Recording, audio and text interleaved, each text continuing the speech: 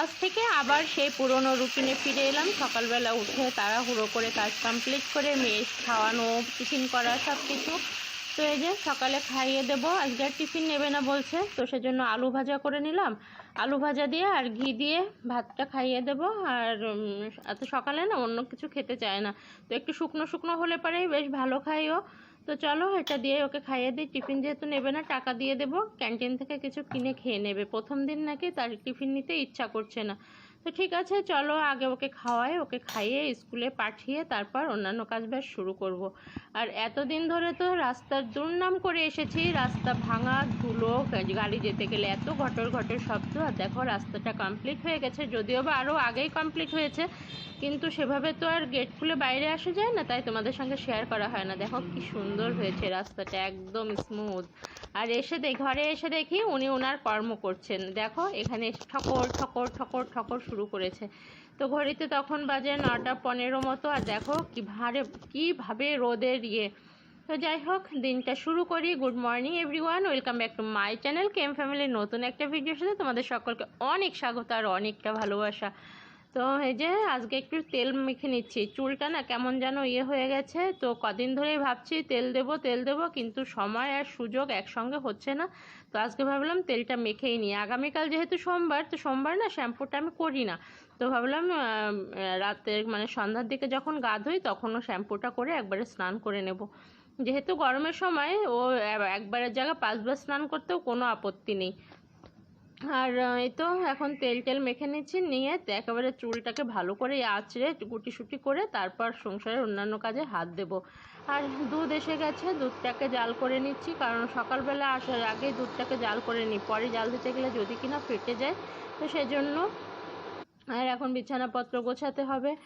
আর যে হারে গরম পড়ছে রে ভাই, তো মেয়ে তো ভীষণ টেনশানে ছিল। আর তোমরা কেউ ভেবো না যে তুমি কি নাইটিটা ছাড়ছো না, প্রতিদিনই দেখছি এই নাইটিটা পরে ভিডিও করছো। আসলে কি বলো তো, সন্ধ্যার পরে যখন গাটা ধুয়ে এটাকে ধুয়ে মেলে দিচ্ছি, সকালবেলা দেখছি এটা একদম পুরো শুকিয়ে পাপড় হয়ে থাকছে।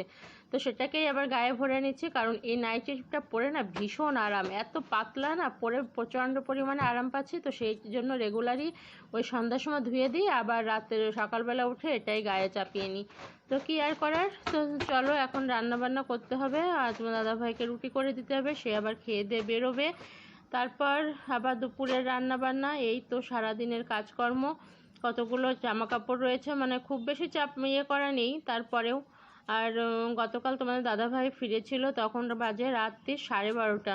তো তারপরে এসে খাওয়া দাওয়া করে শুতে শুতে না প্রায় 2টোর কাছাকাছি হয়ে গেছিলো। তো সেজন্য চোখে মুখে না প্রচণ্ড ক্লান্তি আর ঘুমও পাচ্ছে প্রচণ্ড। তো কিন্তু কিছু করার নেই, কাজ কমপ্লিট না করে তো আর শুতে পারবো না।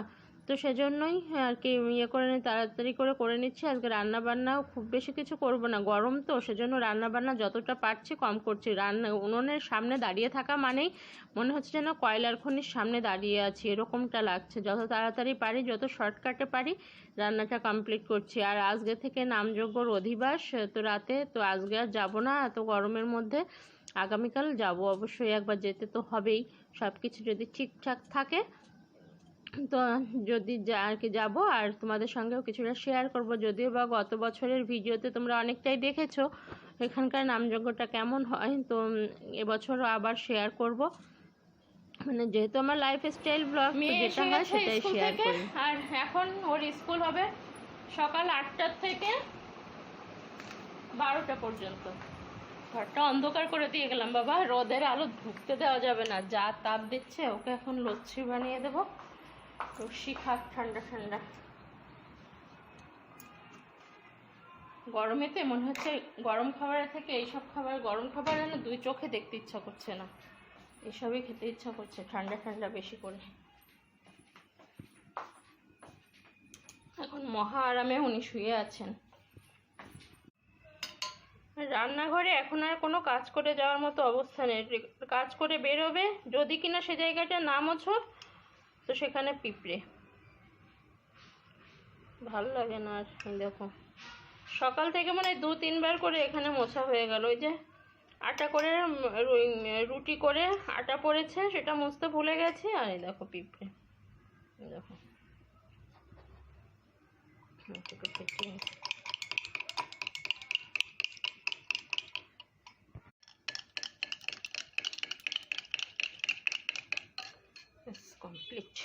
যে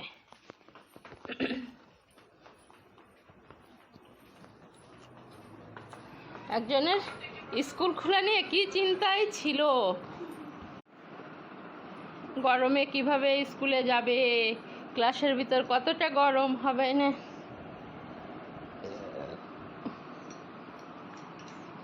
কালকে থেকে 8টায় স্কুল, এখন সব সমস্যার সমাধান, তাও আবার স্কুল ড্রেস পরে যাওয়া লাগবে না।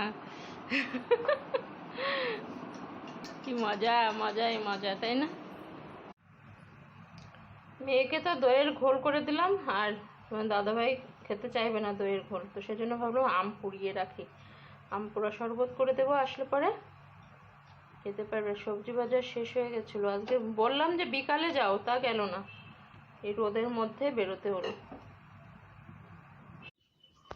তোমাদের সঙ্গে একটা জিনিস শেয়ার করি, দেখো এই যে জায়গাটা দেখছো, জায়গাটা কিন্তু আমাদের, কিন্তু এর পাশে যারা আছে তারা এই গাছের উপর দেখো কি হারে গাছপালা লাগিয়ে কি শাক পাতা লাগিয়ে কিভাবে ইয়ে করে রেখেছে, মানে গাছ থেকে যে কাঁঠালটা পেড়ে আনবো সেটার কোনো উপায় নেই, তাদের বাড়ির মধ্যে যে আমাকে পেড়ে আনতে হচ্ছে। তো আমার তো কোনো দরকার নেই অন্যের বাড়ির মধ্যে ঢোকার, কিন্তু ঢুকতে আমাকে হচ্ছে। দেখো এই যে গাছের সামনেটা এভাবে করে রেখেছে, এবার যদি সেটাকে বলতে যাও তাহলেই তুমি খারাপ বলবে, একটুখানি গাছ লাগিয়ে রেখেছি তার জন্য কি এমন সমস্যা, কিন্তু আমাদের অনুমতি ছাড়াই তো আমাদের জায়গার মধ্যে এসে এগুলো করতে পারে না, তাই না?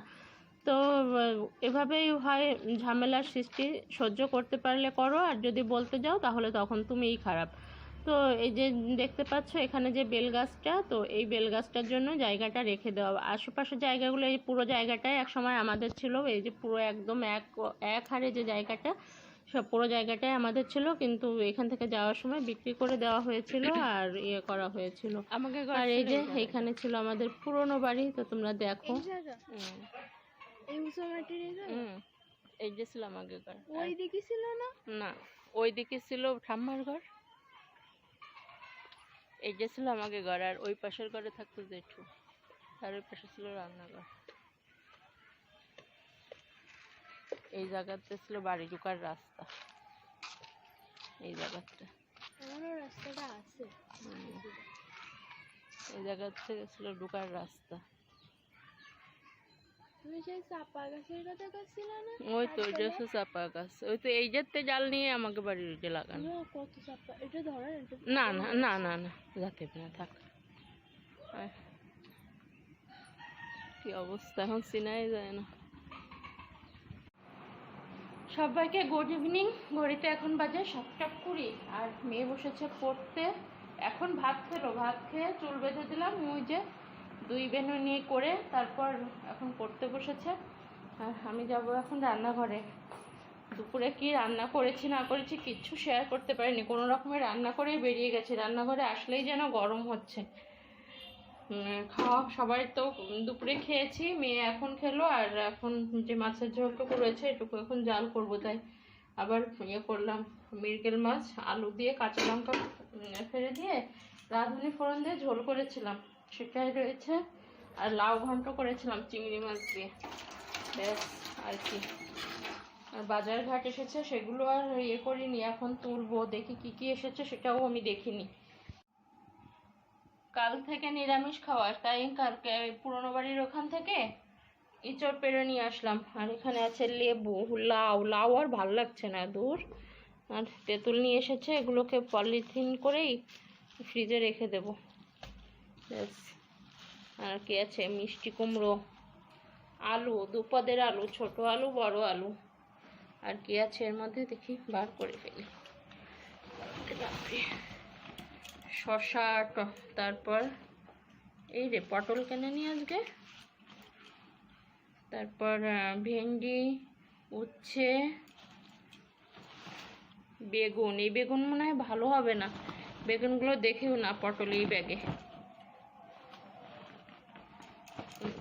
পটল, বেগুন, শাক কিনতে বারণ করেছিলাম, শাকটা কিছু ভালো লাগছে না খেতে, কিছু খেতে ইচ্ছা করছে না। তো এখন এগুলো গোছাই, আর এই চোরটাকে কেটে রাখবো, এগুলো গুছাবো, ঘর মুছবো। দাদাভাই ঘুমোচ্ছে, তারপর ঘর মুছে শ্যাম্পু করে চান করে আসবো, উঠোনটাকেও ঝাড় দিয়ে রাখবো এখন। ঠিক আছে, আবার সব কাজ কমপ্লিট করে পরে আসছি। হ্যাঁ, ঘড়িতে এখন বাজে ডট 9:35। ওই দেখো, দেখেছো? আর এইমাত্র চা খাওয়া শেষ হলো। ঘর মুছলাম, ঘরদোর সব পরিষ্কার করে ঘরটার মুছলাম। উঠোনটাকে ঝাড় দিতে যে আমার নাইটি পুরো ভিজে গেছে, এত পরিমাণে ঘেমেছি। সকালবেলা উঠোন ঝাড় দিতে পারছি না কোনোভাবে, একদম ভোর থেকে এত পরিমাণে মানে রোদের একটা তাপ এসে যাচ্ছে, মানে খুব ভোরে উঠতেও পারছি না। সব কিছু মিলিয়ে মিশিয়ে একদম মানে উঠোনটাকে ঝাড়ই দিতে পারছিলাম না। সেজন্য আজকে না ঝাড় দিলেই নয়, তাই আজকে পরিষ্কার করে রাখলাম। আর এত পরিমাণে গরম, তো ফ্যানটা অফ করে যে কথা বলবো সেটাও আর পারছি না, অসম্ভব ব্যাপার। তো যাই হোক, শ্যাম্পু করে স্নান করে আসলাম, এসে তারপর সাবুর পাঁপড় ভাজলাম। সে দারুণ হয়েছে গো পাঁপড়গুলো। আর সে পাঁপড় ভাজা করলাম, চা করলাম, করে রাতের কাজ মোটামুটি কমপ্লিট। আর তারপরেও একটা কথা না বললেই নয়, জানো তো, ভাই গেছে আজকে ফ্রিজ কিনতে। হয়তো অনেকের কাছে এটা এটা কি এমন ব্যাপার, এটা তো আর কি প্রত্যেকের ঘরে ঘরে ফ্রিজ আছে, কিন্তু তারপরে এটা আমার জন্য এতটাই খুশি। ভাই যেভাবে গেছিলো, একদম শূন্য হাতে বাংলাদেশ থেকে গেছিলো। আর এই 5 বছরে পড়ছে, এর মধ্যে দেখা যাচ্ছে নিজের বাড়ি বলতে এখনও কিছু করতে পারেনি ঠিকই, কিন্তু ঘরের টুকটাক মানে যেগুলো লাগে নিত্য প্রয়োজনীয় সব জিনিস কিনে ঘর গুছিয়ে নিজে একটা ব্যবসা প্রতিষ্ঠিত করা, সব কিছু মিলেমিশে এত তারা মানে দিদি হিসেবে সত্যি আমি ওর জন্য প্রাউড ফিল করি। এই জন্য যে কারো হেল্প না, কেউ ওকে বলতে পারবে না যে আমি 5টা পয়সা দিয়ে ওকে হেল্প করেছি। প্রথম দিকে প্রচুর কষ্ট গেছে, কিন্তু আজকে এই জায়গায় দাঁড়িয়ে আজকে ও একটা ফ্রিজের ছবি পাঠিয়ে, গতকালই বলছিল যে মা বলছিল ফ্রিজ কেনার কথা, তো কালকে বলছিল, তো আজকেই যে কিনতে যাবে সেটা বুঝতে পারিনি। তো সত্যি খুব খুশি লাগছে, এত কষ্ট হওয়ার পরেও ভীষণ আনন্দ লাগছে। তো যারা ভিডিওটা দেখছো আমার ভাইয়ের জন্য প্রে করো, যেন লক্ষ্মীমন্ত একটা বউ আমার ভাইয়ের ঘরে আসে, সংসারটাকে গুছিয়ে আমার মাকে ভাইকে ভালোবেসে দেখে রাখে, এটুকুই চাই। আর তো ভিডিওটা কতটুকু কি হয়েছে বুঝতে পারছি না। এখনও পর্যন্ত যে দেখে থাকো, কিছু ভালো লাগে লাইক করো, কমেন্ট করো, শেয়ার করো, চ্যানেলে নতুন হলে সাবস্ক্রাইব করো। আর প্রচণ্ড গরম লাগছে, চুল শুকিয়েও গেছে প্রায়। চা খাওয়াও কমপ্লিট, সকালে চা খাইনি যার জন্য এখন চাটা খেতেই হলো, না হলে মাথায় যন্ত্রণা শুরু হতো। আর এখন যে এঁচোড়টা আর কাটতে পারবো বলে মনে হচ্ছে না, তারপরেও দেখা যাক, যদি পারি কেটে রাখবো। তো ঠিক আছে, আজকের মতো টাটা, বাই বাই।